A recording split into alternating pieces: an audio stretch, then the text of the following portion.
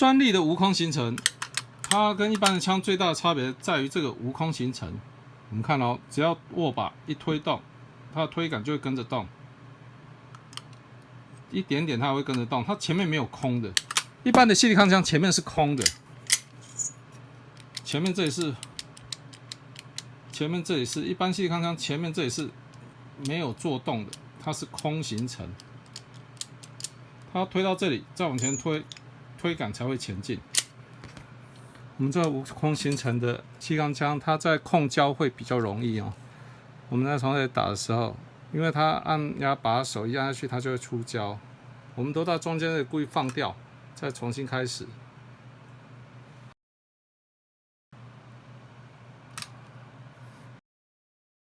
再从这里开始，从这里打。我们打到中间的时候，故意停下来，放开，再重新打。因为握把一打的时候，它就会开始出胶。然后这里再来一次，一样打到中间，故意放开，再重新开始。这是我们的无空形成的枪打出来的。然后呢，我们把同一支胶，这胶嘴是一样大小，同一支胶，再换到另外一支有空形成的。这个空形成这里是空的，我们要打到这里到这里，然后再压下去，它才会出胶。在我们连续打的时候，它的差别在于我们看到，我们从这里开始，从那里开始打一样，我们打到中间放开，再重新出胶。我自己打是很容易。到这里放掉，从没有空形成，听声音，这形成空的。我们开始从这开始，再按压的时候，然后我们打3条，打到中间放开，再重新打。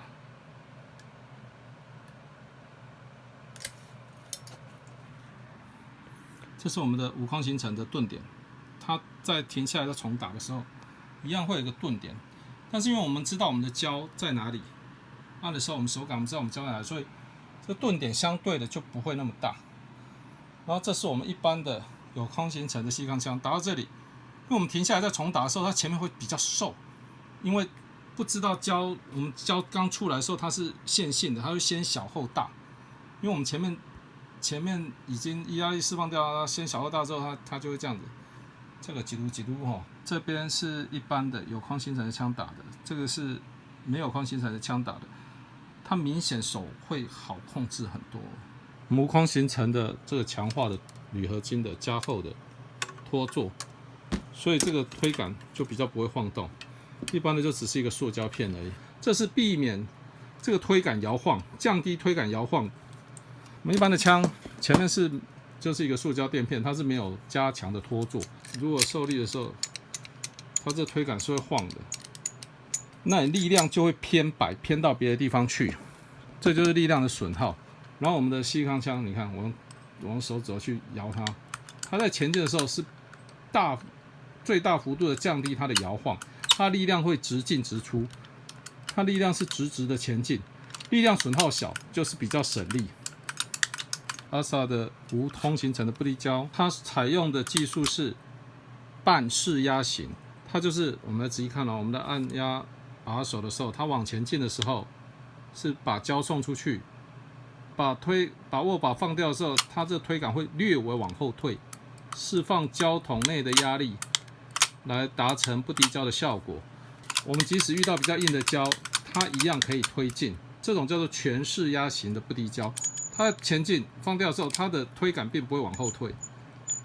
而是它受到胶筒的压力反挤的时候，它就会它放掉之后，它会被往回挤，有没有？如果我们手代表我们胶筒的压力，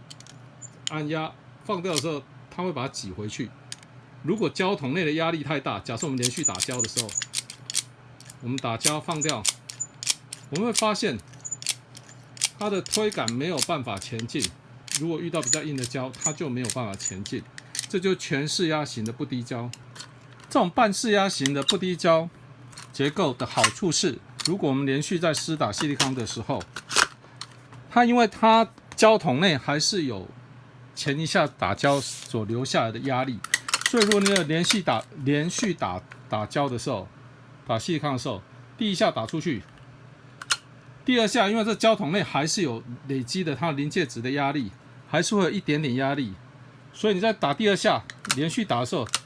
它就会非常的轻松放掉。它还是有不低的效果，但是它胶筒内还是有一定的压力。连续打胶的时候，它每一下，它因为在胶筒内的压力是半释压的，所以它在连续施打硒利康胶的时候，它都一样的省。